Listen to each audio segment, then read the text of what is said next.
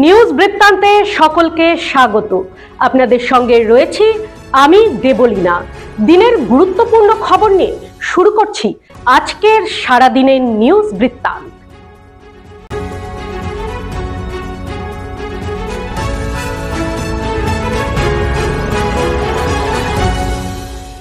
সারাদিনের নিউজ বৃত্তান্ত নিবেদন করছেন প্রিন্ট জুয়েলার্স, সোনা যা সর্বক্ষণে। Agnishwar jewellers, NS road, Raiganj. Shri Dhaka jewellers, Gitanjali cinema হলের বিপরীতে। পেশ হলো রাজ্য বাজেট। 2026 বিধানসভা ভোটের আগে মমতা সরকারের শেষ পূর্ণাঙ্গ বাজেট।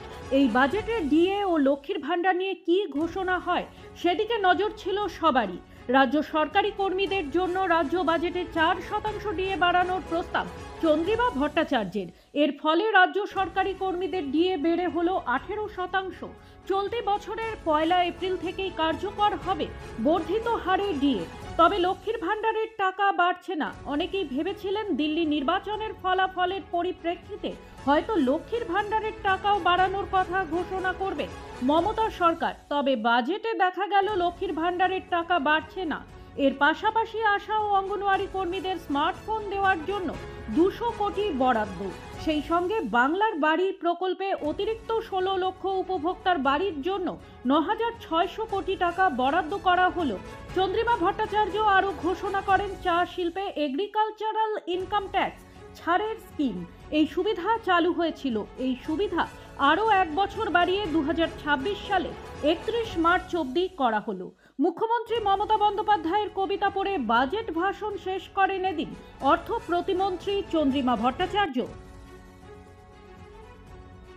4% মহার্ঘ ভাতা বৃদ্ধি নিয়ে মুখ খুললেন মুখ্যমন্ত্রী। রাজ্য বাজেটে সরকারি কর্মচারীদের জন্য মহার্ঘ ভাতা তথা ডিএ বাড়ানোর ঘোষণা করা হয়েছে। 4% ডিএ বাড়ানোর ঘোষণা করেছে মমতা বন্দ্যোপাধ্যায়ের সরকার। এই ঘোষণায় রাজ্য সরকারি কর্মীদের একাংশ উচ্ছ্বসিত হলেও অন্য অংশ খুশি নয়। এই প্রসঙ্গে মুখ খুলেছেন খোদ মুখ্যমন্ত্রী। বাজেট পেশ হওয়ার পর সাংবাদিকরা যখন ডিএর বিষয় নিয়ে প্রশ্ন করেন তখন মমতা বন্দ্যোপাধ্যায় বলেন, এখন 4% বাড়ানো হলো, ধাপে ধাপে আরও বাড়বে। আর যারা বিরোধিতা করছে তাদের ওটাই কাজ। এখন কেন্দ্রীয় সরকারি কর্মচারীরা 53% হারে মহার্ঘ ভাতা পান। অর্থাৎ এবারে রাজ্য বাজেট ঘোষণার আগে পর্যন্ত কেন্দ্র রাজ্য মহার্ঘ ভাতার তফাৎ ছিল 39%।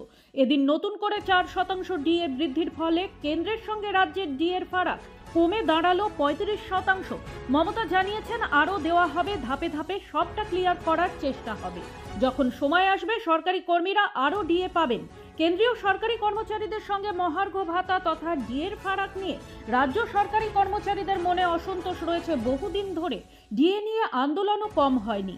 তার উপর আবার কেন্দ্রীয় সরকার 8ম বেতন কমিশন, 8th পে কমিশন গঠন করে দিয়েছে, যার সুপারিশ 2026 সালের 1 জানুয়ারি থেকে বাস্তবায়িত হওয়ার কথা। কাজেই ডিএ ঘোষণা হলেও 7ম পে কমিশন কবে গঠিত হবে সেই প্রশ্নই ঘুরছে এখন রাজ্য জুড়ে। বকেয়া পাওনার দাবিতে কর্ণজোড়ায় পিএইচই দপ্তরে ডেপুটেশন দিল ঠিকাদারেরা। এদিন ঠিকাদাররা জানান বিগত অক্টোবর মাস থেকে তারা পেমেন্ট পাচ্ছেন না। প্রচুর বকেয়া জমে গেছে। অন্যদিকে তাদের প্রচুর কাজ এখনো চলছে, ফলে কাজ চালু রাখা তাদের পক্ষে অসম্ভব হয়ে দাঁড়াচ্ছে বলে দাবি করেন তারা। রায়গঞ্জের 110 জনের মতো ঠিকাদার সমস্যায় পড়েছে বলে জানা গেছে। PHE executive engineer Aniruddha Bhattacharya জানান, কেন্দ্রীয় বরাদ্দ না আসায় ঠিকাদারদের টাকা আটকে রয়েছে। ঠিকাদারেরা যে ডেপুটেশনটি দিলেন তা ঊর্ধ্বতন কর্তৃপক্ষকে পাঠিয়ে দেবেন বলে জানান তিনি। রায়গঞ্জ স্টেশনের পাশে ফ্লাইওভার, দিল্লিগামী train, Radhikapur Coochbehar intercity express এবং প্ল্যাটফর্মের একাধিক অসুবিধা নিয়ে রায়গঞ্জ স্টেশন ম্যানেজারের কাছে ডেপুটেশন দিল 12 জুলাই কমিটি। বুধবার বিকেল 5টায় এই ডেপুটেশন কর্মসূচি পালন করে সংগঠনের কর্মীরা। বিভিন্ন দাবি দেওয়ার পাশাপাশি দক্ষিণ ভারতগামী এবং প্রবীণ নাগরিকদের জন্য বিশেষ সুবিধা দাবি করেন তারা। হেমতাবাদের দধিকোট বাড়ি এলাকার এক মহিলাকে বাড়িতে ঢুকে মারধর ও শ্লীলতাহানির অভিযোগে অভিযুক্ত যুবককে গ্রেপ্তার করে রায়গঞ্জ আদালতে পেশ করল হেমতাবাদ থানার পুলিশ। জানা গিয়েছে ধৃত যুবকের নাম তারিকুল ইসলাম, বয়স 35, বাড়ি কালিয়াগঞ্জের তরঙ্গপুর এলাকায়। মঙ্গলবার সন্ধ্যায় ওই যুবক মহিলার বাড়িতে ঢুকে অশালীন আচরণ করে। এরপরেই ওই যুবককে ধরে হেমতাবাদ থানার পুলিশের হাতে তুলে দেওয়া হয়। বুধবার দুপুরে ধৃতকে রায়গঞ্জ আদালতে পেশ করেছে হেমতাবাদ থানার পুলিশ।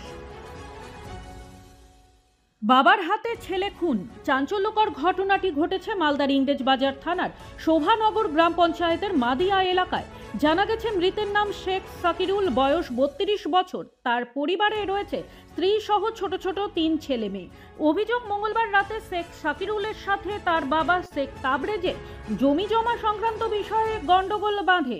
2 কাঠা জমি নিয়ে গন্ডগোলের জেরে হঠাৎ করেই শেখ তাবরেজ তার ছেলের ওপর ধারালো অস্ত্র নিয়ে হামলা চালায় এবং ধারালো অস্ত্রের আঘাতে ছেলেকে গুরুতর জখম করে বলে অভিযোগ। সঙ্গে সঙ্গে জখম যুবককে নিয়ে যাওয়া হয় মালদা মেডিকেল কলেজ হাসপাতালে। সেখানেই চিকিৎসাধীন অবস্থায় তার মৃত্যু হয়। এই ঘটনায় মৃতের স্ত্রীর পক্ষ থেকে শ্বশুরের বিরুদ্ধে পুলিশে লিখিত অভিযোগ দায়ের করা হয়। পুলিশ অভিযোগ পেয়ে পলাতক বাবাকে ধরতে তদন্ত শুরু করেছে বলে জানা গেছে। প্রতিদিনের প্রতি মুহূর্তের খবরের আপডেট পেতে চোখ রাখুন নিউজ বৃত্তান্তের ফেসবুক পেজে। সাবস্ক্রাইব করুন নিউজ বৃত্তান্ত ইউটিউব চ্যানেলকে।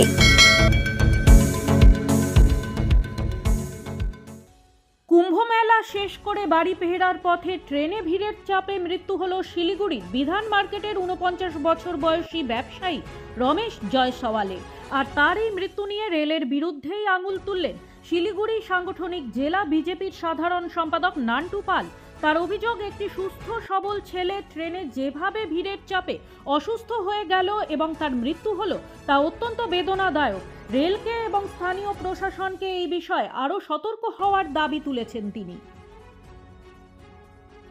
বুধবার উত্তরবঙ্গের বিভিন্ন জেলার পুলিশের পুলিশ সুপার আধিকারিকদের সঙ্গে বিশেষ বৈঠক সারলেন রাজ্য পুলিশের এসটিএফ এর এডিজি বিনীত গোয়েল।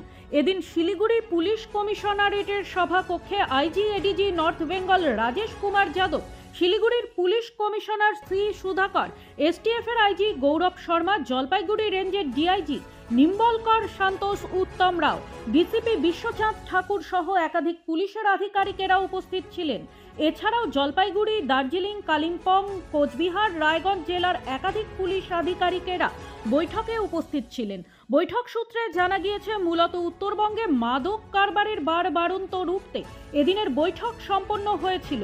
উত্তরবঙ্গের পুলিশ আধিকারিকদের একাধিক নির্দেশ দিয়েছেন এডিজি বিনীত গোয়েল।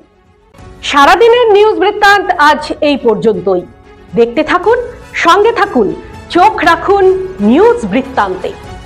নিউজ বৃত্তান্ত, হলুদ নয়, স্বচ্ছ।